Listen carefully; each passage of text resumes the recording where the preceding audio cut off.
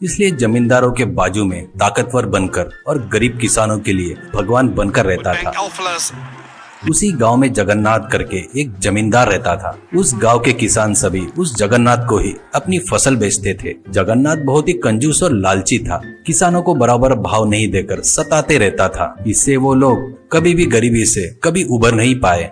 एक बार भोलाराम जगन्नाथ को अपनी फसल नहीं बेचने का निर्णय लेता है और फसल हाथ में आते ही पड़ोस के शहर में जाकर अपना धान बेचकर आए हुए पैसों से तगड़े मुर्गे खरीदता है और एक शिकारी को पैसे देकर 2 लोमड़ियां भी हासिल कर लेता है। उन दोनों में से एक को रूम में बांधकर दूसरे को संकल से बांधकर अपने साथ घुमाता है।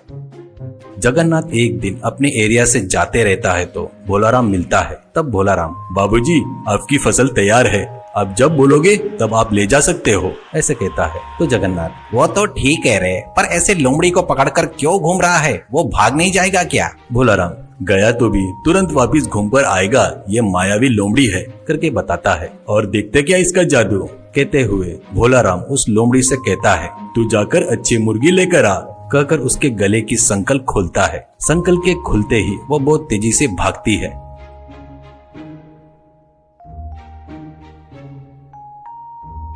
तू पागल है क्या? वो लोमड़ी तो दोबारा तेरे नजर में आएगी नहीं, करके बोलता है जगन्नाथ। भोलाराम, आपको उसके बारे में नहीं पता, वो मायावी लोमड़ी है। कल आप हमारे घर पर खाना खाने के लिए आओ, आप आएंगे करके विश्वास से मुर्गियां मंगवा रहा हूँ, देर ना करते हुए जल्दी आना, ऐसा कहता है भोलाराम।